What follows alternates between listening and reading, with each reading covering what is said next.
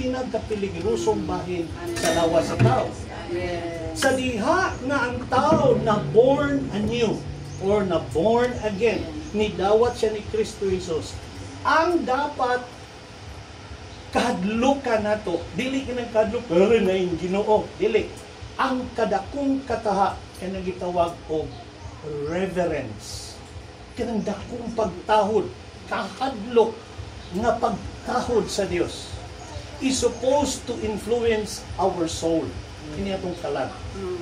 Kay ang usa ka tawo nga naluwas na diha sa Ginoo, niyang kalag kinahanglan upsan sa butang sa espirituhanong butang. Maunan si Kristo Jesus ni pasidaan ug niingon siya, kahadluki ninyo ang ayaw ninyo kahadluki ang makapatay sa lawas. Kung dili kahadluki ninyo siya nga makapatay sa inyong kalag, dili espiritu ang gigamit. Kalag. In other words, the soul is a very dangerous part of man because ang atong kalag pwede mang magpapili ni Satanas o ang atong kalag pwedeng magpa-influence. Isa lang influence. Magpatakod unsay gusto sa espiritu sa Ginoo sa Panginoon.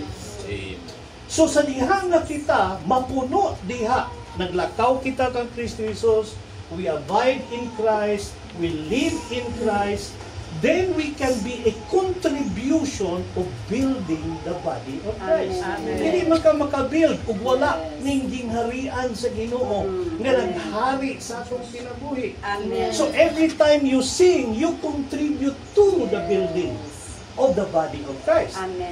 Now, it's very important to understand that the Lord Jesus Christ nagpahinumdom siya.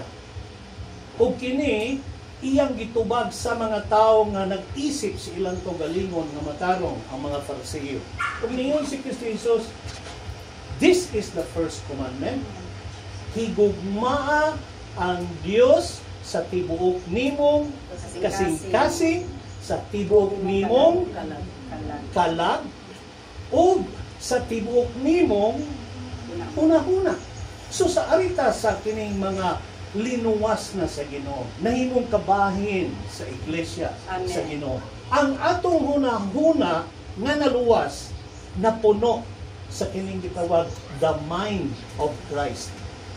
Ang atong emotion kinahanglan mapuno diha sa agape love of God, which is I will love the Lord with all, dili some of my heart.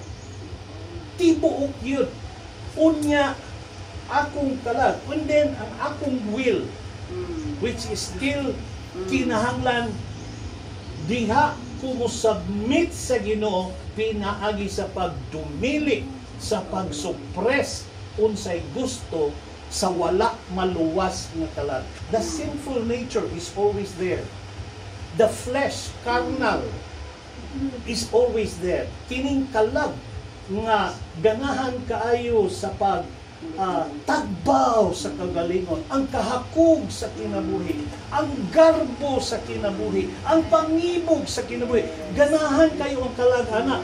Pero sa atong pagkakristohanon, giluwas naman ta sa Ginoo.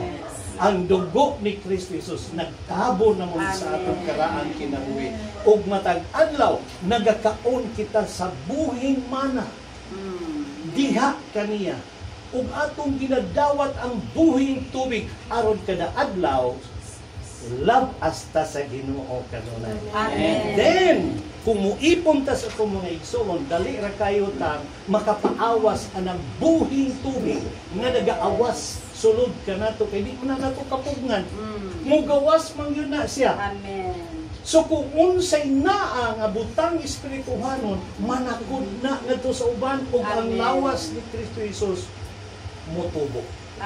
Now, there's a very important thing before I close. Kining gitawag og we are created by God to depend on Him. That's day 2. Amen. Yes. Gibuhat ta sa Ginoo nga kanunay magsalig yun. Kita Amen. kanunay sa Ginoo. Amen. Kung sa may ibot pasabot ana. Bisag wa na kay gikinahanglang material ug abundansya ka sa kwarta moingong yung ka Lord. Ug wa ni kapuslanan ang atong bahay. Kung ikaw dunay kusog, bisan pag makalakaw ka, makabuhat ka sa angay ni mong buhaton, yung ka Lord, di ko kalakaw o di ko kasalig nimo. Like Jacob, nga nakig-wrestling sa Ginoo tibuok gabi. Nga naman to siya nga nagkiang siya? Because God is giving a message to Israel that Israel should always depend on Him. Nga di sila magsalig sa ilang kakayahan, sa ilang kabayo, sa ilang mga army, kundi kinahanglan maglakaw ka nga murag kagkimpang kay yung ka Lord, ikaw ra gyud ang akong saligan. Kung ikaw na wise, talent, wisdom, dili na po pasabot nga akong gamiton para sa akong hakog.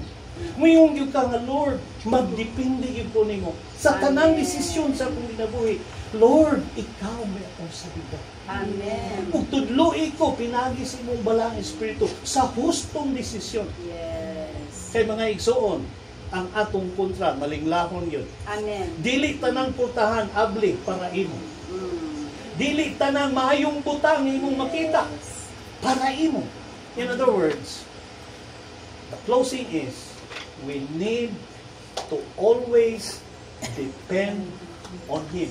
Kanunay itang magsalig kaniya matag adlaw. Aron kita masipyat sa atong desisyon. Sa dihang motubo ta personal. Kining lesson nga atong gitamdan karon, mahimo tang makatampo sa pagpatubo sa iglesia sa Ginoo dinhi sa kalibutan. Amen. Amen. Thank you, Lord. Praise the Lord. Amen.